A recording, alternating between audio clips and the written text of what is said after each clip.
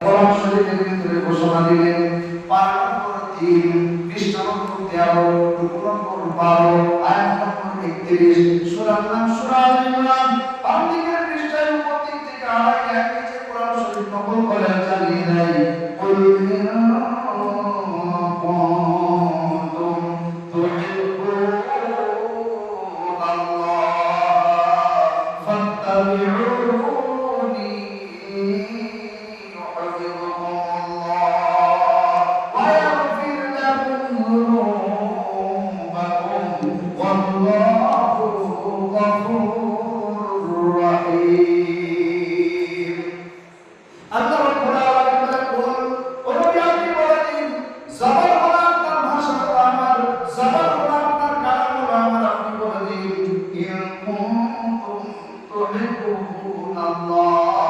তোমরা যদি আল্লাহ রাব্বুল আলামিনকে ভালোবাসতে চাও, তোমরা চাইতে বলছি আল্লাহ রাব্বুল আলামিন বলছে তোমরা যদি আমাকে ভালোবাসতে চাও ফাত্তাবিউনি, শুনে রেখে দাও আমাকে ভালোবাসতে গেলে আমার রাসূলের ইত্তেবা অনুসরণ করে আসতে হবে। সুবহানাল্লাহ। হুকুম হবে কার? জোরে বলেন আল্লাহ।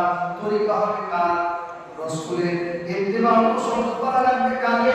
জোরে বলেন আল্লাহর রাসূলকে, নবীকে। যখন আমরা রাসূলের দিকে করব, আমরা ইত্তেবা করব, অনুসরণ করে জীবন যাপন করব, যখন মুহাম্মদ আল্লাহ রাব্বুল আলামিনের পাত্র হয়ে যাব, আল্লাহ রাব্বুল আলামিন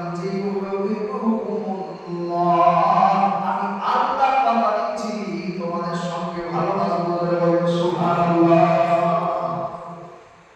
অন্য কেউ নয় যে আজকে বলেছে ভালোবাসবো, কালকে বলাই দিলে বলছে অন্য কেউ নয় যে আপনাকে ধোঁকা দেবে। আল্লাহ বলছে আমার রাসূলের ইত্তেবা করে আসো, আমি আল্লাহ তোমার সঙ্গে কি করব? মহব্বত করব।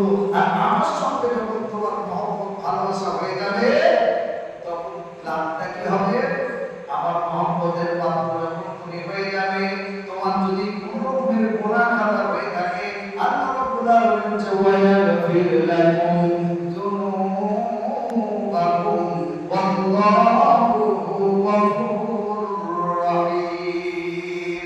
আল্লাহ রাব্বুল আলামিন বলে আমি তোমার জীবনের সমস্ত রকমের গুনাহ খাতা মাফ করে দেব। সুবহানাল্লাহ। তাহলে রাসূলকে আমরা পেয়েছি ডিজে বাজিয়ে রবিউল আউয়াল মানাবো না, মিটিং মিছিল করে নয়, পতাকা বার করে নয়। আল্লাহ বলেছেন পতাকা বার করে আমার কাছে রিহাই পাবি না। আমার রাসূলের ইত্তেবা করা লাগবে। বলে ঠিক না? একটা দেখছিলাম মোবাইলে, আল্লাহর গজব এসে গেছে,